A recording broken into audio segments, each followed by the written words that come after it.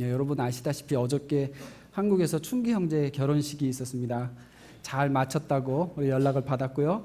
또 사진도 벌써 몇 장을 봤는데요. 아주 그 행복한 순간을 보내고 있는 것이 느껴져가지고 저도 매우 기뻤습니다. 마침 오늘 본문 말씀이 혼인잔치에서 일어난 사건이네요. 오늘과 다음 주 이틀 동안에 거쳐서 저는 같은 본문 말씀을 나누겠는데요. 특별히 오늘은 어머니 주일이라서 예수님의 어머니 마리아의 입장에서 생각을 하면서 말씀을 나눠보기 원합니다.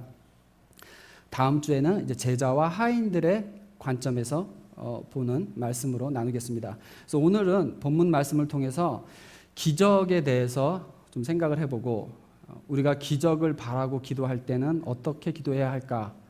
기적을 바라고 기도할 때 어떻게 기도해야 할까? 거기에 관해서 본문을 보고 세 가지를 배워보기 원합니다. 우리 금요일 날 기도 제목 나누면서 지금 우리 가운데에 지금 당장 하나님께서 빨리 개입하셔서 해결해 주셔야 될 그런 기적을 기다리는 기도 내용들이 많다는 것을 우리가 함께 나눴습니다. 정말 이 기적을 바라면서 기도하는 우리 자세가 어때야 될지 오늘 한번 배워보기를 원합니다. 네, 생각을 해보면은 평생에 결혼식만큼 크게 축하하는 파티가 없는 것 같습니다. 근데 예수님 시대에는 요즘보다 더 그 결혼 혼인잔치가 아주 크게 이루어졌다고 합니다. 보통 한 일주일까지 갔다고 그러는데요. 온 가족이 일주일 내내 정신없이 그냥 하객들을 모시고 그러면서 파티를 하는 장면을 한번 상상해 보시기 바랍니다. 지금 가나 혼인잔치에는 예수님도 또 예수님 어머니도 초대가 돼서 왔습니다. 그리고 어머니 마리아가 부엌 사정을 좀 잘 알고 있는 거 보니까는 아마 예수님 친척의 결혼식이었을 가능성이 높다라고 이렇게 성경학자들이 얘기를 하기도 합니다. 그런데 이 파티에서 지금 포도주가 떨어진 것입니다. 그 시대의 혼인잔치에서 술이 떨어졌다는 것은 매우 시급한 상황이라고 합니다. 그때 혼인잔치는 그 모든 준비와 부담을 신랑 쪽에서 하게 돼 있었대요. 그래서 그때 문화가 또 특히 이렇게 가문의 명예라든가 또 가문의 수치 이런 거를 굉장히 중요시 여기던 그런 시대였기 때문에 이런 혼인잔치에서 신랑 가족이 하객들을 즐겁게 잘 대접하는 것은 아주 중요한 임무였습니다. 어느 정도였냐면은 그 시대 기록을 좀 보면은 혼인잔치에 만약에 음식이 떨어졌다던가 하면은 이 신부 쪽 친척들이 신랑 집을 법정에 고소를 할 수 있는 그런 심각한 사태였다고 합니다. 결혼 시작부터 아주 큰일 나는 일이겠죠. 그러니까 이 가나 지금 혼인잔치에 아주 큰일이 난 상황인 것입니다. 혼례 의식 중에 난리가 났는데 예수님께서 기적으로 지금 이 문제를 해결하시는 사건입니다. 이것이 예수님 생애 첫 번째 기적을 행하셔서 이 위기를 벗어나는 그러한 사건인데요. 이 사건에 감춰진 의미 중에 하나가 의식이 은혜로 대체되는 그런 신약 시대의 시작을 의미한다고 볼 수 있습니다. 절차대로 세상이 돌아가고 있었는데 예수님께서 등장하셔서 여기서부터 이제 세상을 뒤집기 시작하시는 그 사역이 시작되는 것입니다. 요한은 요한복음 2장에 기록한 이 첫 번째 기적을 시작으로 해서 12장까지 7가지 예수님의 기적을 기록합니다. 제가 얼마 전 설교 때 말씀드렸던 대로 요한복음은 예수님께서 하나님의 아들이시고 메시아시다라고 이렇게 1장에서 먼저 선포를 하고 그 다음에 나머지 요한복음을 통해서 이것을 증명해내는 마치 법정에서 그 변호사와 그 검사가 자기 주장을 하고 계속 증거를 제시하는 그런 것처럼 이렇게 과정을 법정 과정처럼 진행이 된다고 제가 말씀드렸는데요. 그러고 난 다음에 끝에 가서 20장에 오직 이것을 기록함은 너희로 예수께서 하나님의 아들 그리스도이심을 믿게 하려 함이요라고 결론으로 이어집니다. 그래서 그 증거 제출이 이제 첫 번째로 시작하는 그 사건이 바로 이 가나 혼인잔치입니다. 자, 그럼 이제 오늘 말씀의 첫 번째 포인트, 기적을 바라고 기도할 때는 첫째로 내가 믿는 주님은 전능하신 분이시고 그래서 오늘 이 시간에도 기적을 행하실 수 있다라는 것을 분명히 믿어야 된다는 것입니다. 예수님은 그저 또 하나의 랍비시고 선지자 이런 것이 아니고 이 사건을 통해서 자연 만물을 지배하시는 분이라는 선언을 지금 하고 계시는 것입니다. 물을 포도주로 바꾸셨습니다. 물질의 입자를 바꿔버리신 것입니다. H2O만 있었는데 거기에 포도주의 성분이 저절로 생겨난 것입니다. 근데 우리가 여기서 한번 이렇게 생각해 보겠습니다. 물이 포도주로 변한 것이 만약에 기적이라면 포도주가 만들어지는 그 모든 과정은 어떤가요? 그것도 기적이 아닐까요? 조그마한 포도씨가 흙에 묻혀서 햇볕을 쬐고 비를 적당히 맞으면은 여기에서 넝쿨이 나오고 나무가 되고, 그러고 난 다음에 3년이 지나고 나면은 거기서 포도 열매가 맺히고, 그 포도즙을 짜가지고 이스트하고 섞어서 잘 적당한 온도에 보관을 해놓으면은 이것이 포도주가 된다는 것. 이것은 기적이 아닐까요? 무슨 말이냐면은 이미 우리 주위에 있는 모든 만물과 생태계가 다 기적 같은 일들인데 우리가 늘 그냥 그걸 보고 있기 때문에 우리는 그러니라 하고 그것을 신기하다고 느끼지 못하고 있다는 것뿐입니다. 그렇게 본다면은 기적이란 건 다른 게 아니고 하나님께서 이미 온 우주 만물을 하나님이 정하신 규칙대로 운행하고 계시는 중인데, 하나님께서 A의 방식으로 하시던 걸 잠깐 B의 방식으로 하시면 그게 우리한테는 기적이 된다는 것이죠. 어차피 A나 B나 다 기적인데 우리가 안 보던 걸 보니까 기적으로 여긴다는 것입니다. 그렇다면 정말 하나님께서 주권자시고 하나님께서 온 우주 만물을 운행하고 계신다는 걸 분명히 믿는 사람이라면 기적을 믿는 것이 전혀 어려운 것이 아닙니다. 비과학적인 것이 아닙니다. 오히려 상당히 과학적인 것이라고 볼 수 있는 거죠. 이미 온 우주가 하나님 손에 있는 것이라는 걸 분명히 아는 사람한테는 기적을 기대하는 것이 막 큰 믿음을 모아야지만 믿게 되는 것이 아니라는 것이죠. 여러분, 시골에서 맑은 날 밤에 하늘을 보면은 막 별이 정말 모래알을 뿌린 것 같이 이렇게 많아 보이잖아요. 근데 별이 한 몇 개나 되는 것 같다고 생각하십니까? 현재로서 그 별이 얼마나 많으냐면은 그러니까 관측할 수 있는 천체망원경을 통해서 관측할 수 있는 그 관측이 가능한 별들만 세면은 그 숫자가 이만큼이라고 합니다. 예. 이렇게 많은 숫자는 저는 어떻게 읽는지도 모르겠어요. 지금 7자 뒤에 0이 22개가 있습니다. 이게 얼마나 많은지 감이 안 오시죠? 제가 이렇게 설명을 해드릴게요. 몇 년 전에 하와이 대학교의 연구원들이 지구의 모래알이 몇 개나 될까를 계산해 봤다고 합니다. 그러니까 거기는 해변가가 많다 보니까는 아마 그런 생각도 하나 봅니다. 그래서 모래알 평균 사이즈가 얼마 정도 된다. 이것을 평균을 내고 그다음에 수저로 하나를 떠서 이 안에 모래알이 몇 개가 있는가를 다 세봤답니다. 그런 다음에 그것을 이제 곱하는 거예요. 지구상에 있는 모든 해변의 면적 그리고 사막의 면적, 그러니까 두께를 추정을 해서 그걸 곱했더니 온 지구상에 있는 모래알의 숫자가 다음과 같은 숫자로 추정이 됐다고 합니다. 예. 여기에는 동그라미가 0이 17개가 있습니다. 그러니까 지구상에 있는 모든 모래알하고 하늘에 있는 별을 비교해 봤더니 모래알보다 별 숫자가 훨씬 더 많다는 것입니다. 그것도 현재 관측이 가능한 별들만. 우리는 이 광대하신 하나님이라는 말에 그 광대하심이 정말 얼마나 광대한지도 상상을 못하고 있는 그런 존재들입니다. 어떻게 보면 이 물을 포도주로 바꾸는 거는 좀 별거 아닌 그런 기적이다라고 생각이 들지 모르지만은 이 첫 번째 기적에서 말하는 것은 예수님은 무에서 유를 창조하셨던 하나님이시고 이 세상에 존재하는 모든 입자들, 원소들, 과학이 말하는 모든 사물의 기초 단위를 창조하시고 바꾸실 수 있는 하나님이라는 것을 선언하고 있는 것입니다. 우리가 그걸 믿는다면은 물 위를 걸으시고 장님이 눈을 뜨고 하는 이런 사건도 그게 어려운 일이 아니라는 것이죠. 오늘날에 우리가 불치의 병을 앓던 사람이 기도해서 낫기도 하고 암세포가 그냥 순식간에 사라지는 이런 기적들을 우리가 많이 간증을 듣습니다. 우리 중에서도 이제 그런 간증을 가족에 갖고 계신 분들도 있으시고요.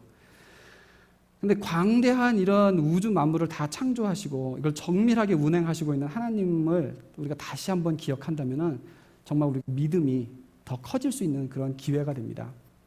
얼마든지 창조하시던 하나님은 이 자연의 법칙을 바꾸실 수 있다는 것.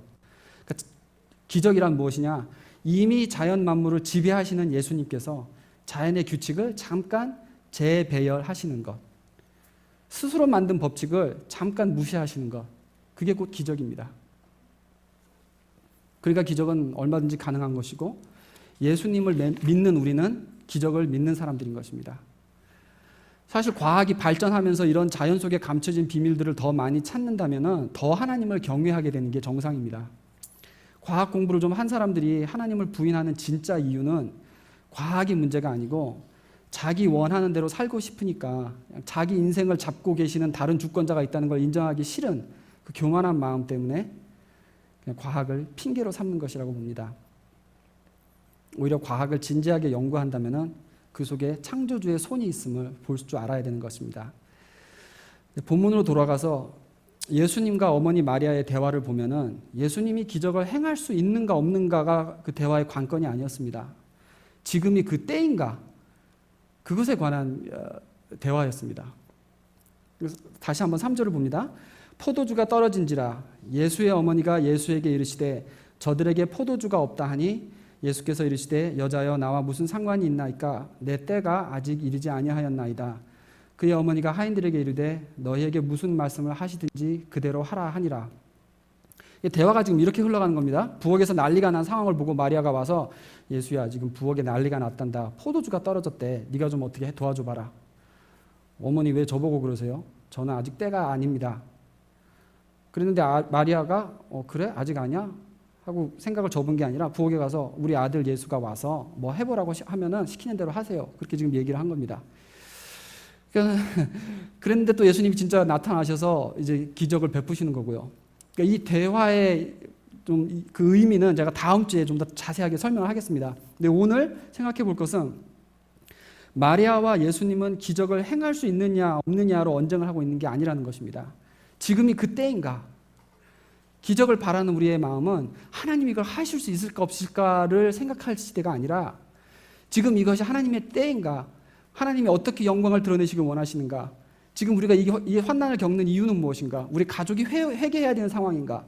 내가 더 크게 헌신을 해야 되는가? 이런 그 뒤에 숨겨있는 의미를 우리가 연구하면서 그거를 알려달라고 기도하는 자세가 되어야 된다는 것입니다. 기적을 예수님께서 하실 수 있는가 아닌가는 너무나 당연히 할 수 있는 거죠. 우리가 확실하게 믿고 붙잡아야 되는 것입니다. 예수님께서 보통 기적을 행하실 때는 그 믿음을 시험하는 이런 과정을 거치게 하시는데 오늘 마리아는 지금 그런 믿음의 문제는 전혀 없는 것입니다. 우리가 기적을 구할 때 내가 믿는 주님은 전능하신 분이시고 오늘 기적을 행하실 수 있다는 걸 확실히 믿고 그리고 기도해야 하는 것입니다. 첫 번째 포인트. 두 번째로 기적을 바라고 기도를 할 때는 예수님이 누구신지를 분명하게 알아야 합니다. 자, 마리아는 왜 예수님이 이 긴박한 상황을 해결할 능력이 있었다고 생각을 했을까요? 이것이 이 첫 번째 기적이라고 그랬는데 그러면은 이전에는 한 번도 예수님께서 기적을 행하신 적이 아직 없었던 것입니다.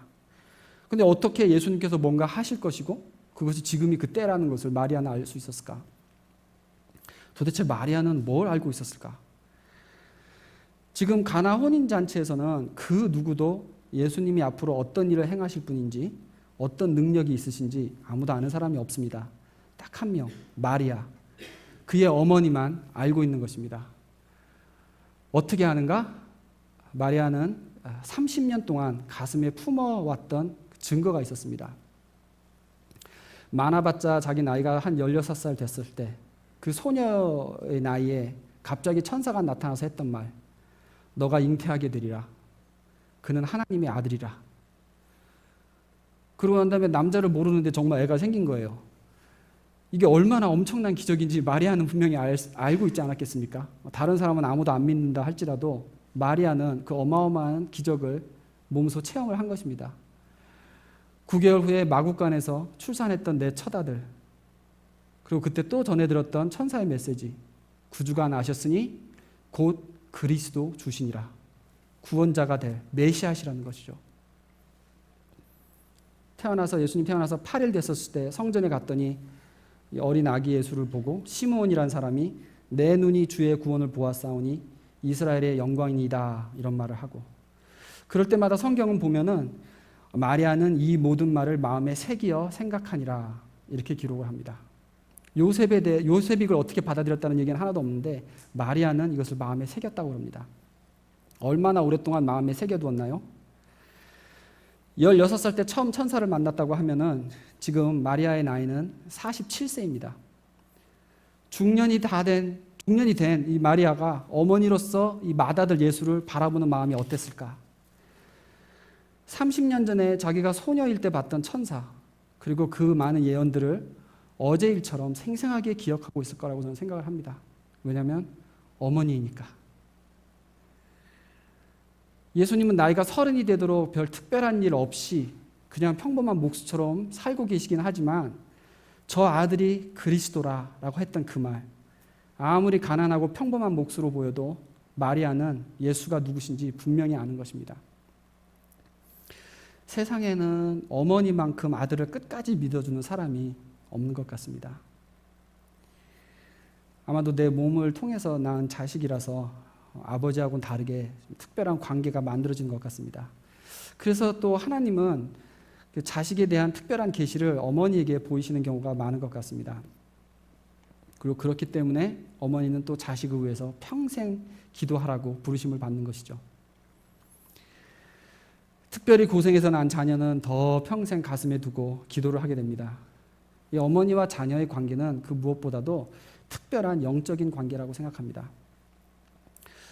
성경에 이제 써 있지는 않지만 우리가 추측할 수 있는 것이 마리아는 30년 전부터 예수님이 그리스도이시라는 걸 알았고 예수님을 키우면서도 꾸준하게 기도와 믿음을 지켜왔기 때문에 이때가 이제 드디어 그 첫 기적의 때라는 것을 짐작하지 않았을까 생각을 합니다.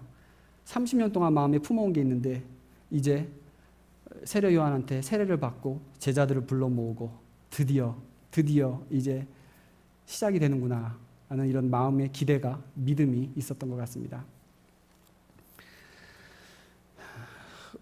오늘날 우리도 기적을 바라고 기도할 때는 뭐 들어보니까 가끔 암 환자들이 그냥 병이 싹 낫는 때도 있다더라. 뭐 아니면은 가끔 이렇게 예상 외에 반전이 우리 인생에는 일어난 이야기들이 있다더라. 그런 찬스를 기대하면서 우리가 믿는 것이 아닙니다. 그런 찬스를 바라고 기도하는 것이 아니고 내가 예수님을 알고 예수님이 나를 아시기 때문에 그 관계 때문에 예수님께서 분명히 도와주실 거라고 확신을 하는 것입니다. 예수님은 나의 구원자이시다. 나의 그리스도이시다라는 이 확신, 그걸 붙잡고 기도를 하는 것입니다. 남들은 다 몰라도 나는 이분이 나의 그리스도라는 걸 확실히 알기 때문에 그 개인적인 관계가 있기 때문에 그거 붙들고 기도를 한다는 것이죠. 마리아가 30년 전에 봤던 표적을 그 이후에 계속 평범하게 살아온 예수님을 보면서도 그걸 기억하고 붙잡았던 것처럼 내가 만났던 예수님, 어떻게 나를 찾아와 주셨나, 나의 간증들, 아무리 오래전 간증이라 할지라도 그때 만났던 나의 예수님, 그 관계를 믿고 우리는 또 다른 기적을 기대하고 기도를 하는 것입니다. 마지막으로 세 번째 생각할 것은 어머니가 자식을 위해 기도하듯 열심히 꾸준히 기도해야 된다는 것입니다. 한 사람을 꾸준히 믿어주고 그 한 사람을 위해 평생 한결같은 마음으로 기도해 줄 수 있는 사람은 어머니 외에는 이 세상에 그만한 분은 없을 것 같습니다. 오늘이 어머니 주일이라서 제가 설교를 준비하다가 2주 전에 어머니나 할머니의 기도하는 모습을 담은 사진이 있으시면 좀 보내달라고 공모를 했었습니다. 그런데 아무도 보내신 분이 없으세요. 그래서 아무도 어머니 기도하는 모습을 사진으로 담은 분이 없으신 건지. 근데 제가 부탁드리고 싶은 거는 기회가 되시면은 꼭 기도하는 어머니 모습을 찍어두시기 바랍니다. 자식을 위해서 기도하고 있는 어머니의 모습만큼 아름다운 장면은 흔치 않습니다, 이 세상에. 여러분 그동안 음식 사진, 친구 사진을 많이 찍으셨으니까는 다음에 기회가 되시면 우리 어머니께서 기도하시는 모습, 또 할머니께서 기도하시는 모습 꼭 사진으로 담아두시기 바랍니다. 저는 중학교 때 3년을 저희 외할머니하고 같은 아파트에서 위아래층으로 살았었습니다. 그래서 그때 뭐 늘 들락날락했죠. 근데 그때 아침에 올라가면은 할머니께서 무릎을 꿇고 앉으셔서 성경책을 읽고 찬송하시고 이런 기도하는 모습을 자주 접했습니다. 그래서 머릿속에는 이게 기억이 남아 있어요. 근데 지금 너무 오래돼갖고 좀 흐릿해지는데 사진으로 남긴 것이 하나도 없습니다. 지금 많이 아쉬워요. 제 신학교 동기 친구 중에서 전도사님이 한 분 계신데 그분은 제가 참 부러워했던 탑5 사람 중에 하나입니다. 왜 그랬냐면은 30살이 되시기 전에 이분은 30개국에서 살으셨다고 그래요. 그래서 뭐 여행을 가기도 하고 직장 때문에 가서 일하기도 하고 혹은 뭐 가족이 이민 가서 살기도 하고 그래서 뭐 아시아, 유럽, 미국, 남미 30개국을 다 다녔대요. 그래서 영어는 이제 모국어로 하고 그다음에 한국말도 잘하고 한국에서 고등학교도 나오고 그래서 또 스페니쉬도 잘하고 그래요. 근데 또 인맥이 엄청 좋아서 뭐 늘 이런저런 혜택을 받으면서 삽니다. 그냥 거저 얻는 게 참 많아요. 그 친구 보면은. 근데 이제 그 거저 얻는 게 많다는 게 그게 이제 부러운 게 아니고 인생을 보면은 늘 하나님의 은총이 정말 가득하구나 이런 게 느껴져요. 저는 하나님의 은총이 함께 하는구나 이게 이거 같이 부러운 게 없습니다. 그래서 이 친구를 참 부러워했는데 나중에 간증을 하는데 이런 얘기를 하더라고요. 이 친구가 어렸을 때 엄마하고 부흥 집회 따라가서 기도를 받았대요. 근데 그때 하나님의 종이 될 거라는 이런 예언을 들었다고 합니다. 그러니까 2세인데 이게 한국말도 잘 못 알아듣는데 그 옛날에 그렇게 한국 그 부흥 집회 막 통성기도 하고 방언하고 이제 이런 데를 엄마가 끌고 간 거예요. 그 어린이들을. 그래갖고 이제 그런 막 기도받고 이제 그랬는데 근데 정작 본인은 전혀 신학과는 이제 동떨어진 그런 공부를 하고 또 세계를 다니면서 뭐 사회, 경제 이런 분야로 이제 일을 다양하게 하면서 이렇게 잘 살아온 것입니다. 근데 그렇게 살다 보니까는 하나님 나라 위에 사는 것만큼 귀한 것이 없구나 하는 것을 뒤늦게 깨닫고 나이가 한 30이 다 돼서 그리고 이제 신학교를 온 거예요. 신학교 졸업하고 난 다음에도 하나님의 은총이 계속 이어지고 정말 얼마나 하나님이 귀하게 쓰시는지 이 신학교에 초청받아 다니면서 설교를 해요. 막 몇천 명씩 모인 자리에서 지금 30대 중반 정도밖에 안 된 걸로 알고 있는데 그리고 막 컨퍼런스 그 가스펠 코올리션 이런 큰 컨퍼런스 가서 세미나도 하고 그 사진이 올라오는 걸 보면은 세계적인 그 기독교의 거장들하고 식사를 합니다. 제가 설교 시간에 자주 그 인용하는 그 신학자들 있잖아요. 복음주의 뭐 3인박 이런 사람들 팀 켈러, 잔 파이퍼, 잔 펄킨, 엔티 라이트 이런 세계적인 그 기독교 거장들하고 점심 식사를 하고 그래요. 그냥 자주. 그래서 역시 하나님의 은총이 정말 가득한 인생은 다르구나 이제 그 부러워하는데 근데 어느 날 이런 사진이 하나 올라왔습니다. 이 사진 보여주시겠어요? 이게 자기 할머니 사진이래요. 그러면서 밑에 캡션이 이렇게 써 있습니다. 80이 훨씬 넘은 우리 할머니 매일 저녁으로 3시간, 4시간씩 기도하시는 모습. 내가 지금 가진 신앙은 절대 거저 얻은 게 아니다. 이 사진을 딱 보는데 이 친구가 그래서 이렇게 은총을 누리면서 사는구나 하는 생각이 딱 들더라고요. 내가 지금 가진 신앙은 절대 거저 얻은 게 아니다. 그래서 신앙은 이렇게 정말 세대를 거치며 쌓여가는 것입니다. 할머니의 기도 위에 부모님의 신앙이 섰고 또 그 어머니의 기도 위에 그 어린애를 데리고 어른 부흥회를 데리고 다니시던 그 열심 그 기도 위에 이 친구 전도사가 또 신앙이 세워졌다는 것이죠. 3대째 쌓여가는 이 기도 그것을 누리고 있는 것입니다. 기도의 결과를 누리고 있는 것입니다. 근데 이 사진을 보는데 제가 내 머릿속에 있는 외할머니 모습이다 라는 딱 생각이 들었어요. 지금은 기억이 점점 더 희미해져 가고 있는데 이 사진을 보고 그래 우리 할머니 기도하시는 모습도 저랬었지 라는 생각이 들었습니다. 근데 그러고 보니까는 요즘 제가 또 매일 보는 저희 어머니의 기도 모습이기도 합니다. 똑같은 자세로. 어머니의 기도하시는 모습은 너무 귀한 장면입니다. 그래서 제 친구 어머니는 제 친구가 30살이 될 때까지 분명 하나님이 주신 계시가 있는데 왜 계속 이렇게 다른 걸 하고 다닐까 이런 걱정이 좀 되셨을 거예요. 그렇죠? 그렇지만 계속 믿음으로 기도하셨을 겁니다.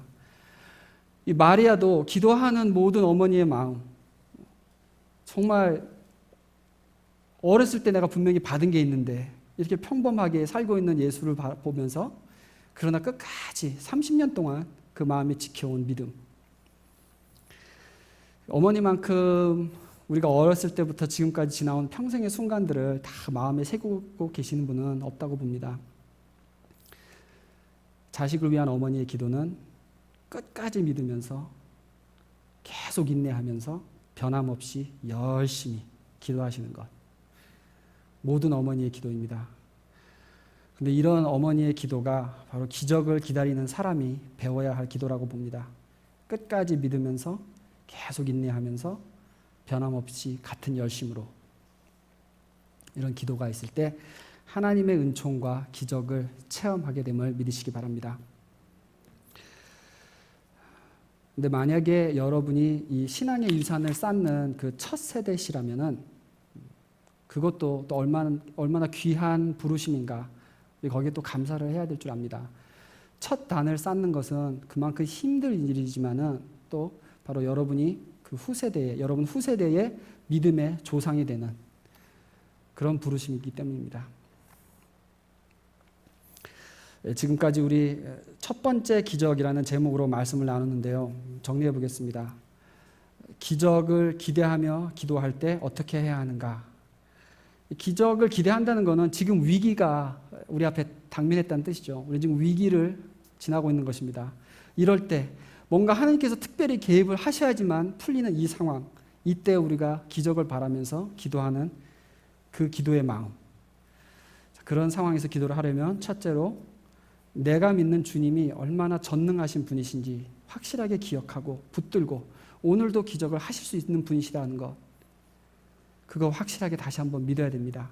그리고 예수님이 내가 만난 나의 그리스도이신가, 내가 개인적으로 만난 그리스도이신가, 그거 분명히 다시 하고 나의 간증, 나와 지금 예수님과의 관계는 어떤가, 이거 다시 한번 재정리하고 그 관계에 의지하면서 그거 믿고 기도를 하는 것입니다. 그리고 셋째로 어머니가 자녀를 위해 기도하는 그런 인내와 열심으로 꾸준히 기도해야 하는 것입니다. 그럴 때 하나님께서 분명히 선한 길로 응답하심을 믿습니다. 지치지 마시고 다시 한번 용기 내서 끝까지 붙들고 기도하시기를 바랍니다. 신실하신 우리 하나님께서 그 기도를 들으십니다. 은총과 기적이 끊이지 않는 그런 삶이 여러분의 삶이 되시기를 주님의 이름으로 축원합니다. 오늘은 우리가 찬양 먼저 하고 그 다음에 이어서 기도를 하겠는데요. 여러분 기도 제목 다 있으시잖아요. 우리 오늘 이 말씀을 생각하면서 마리아가 얼마나 오랫동안 마음에 품어왔던 것, 그 기다리던 간절한 마음 생각하시고 또 이 물을 포도주로 바꾸셨다는 이 간단한 이 기적 속에 담겨진 그 의미, 정말 온 만물과 우주를 다 주장하고 계신다는 예수님이라는 거, 이 두 가지 정말 간절히 붙들고 예수님이 누구신가, 무엇을 하실 수 있는 분이신가 확실하게 붙들고 이거 매달리면서 우리 기도하는 시간을 갖겠습니다. 먼저 우리 찬양하고 함께 기도하겠습니다.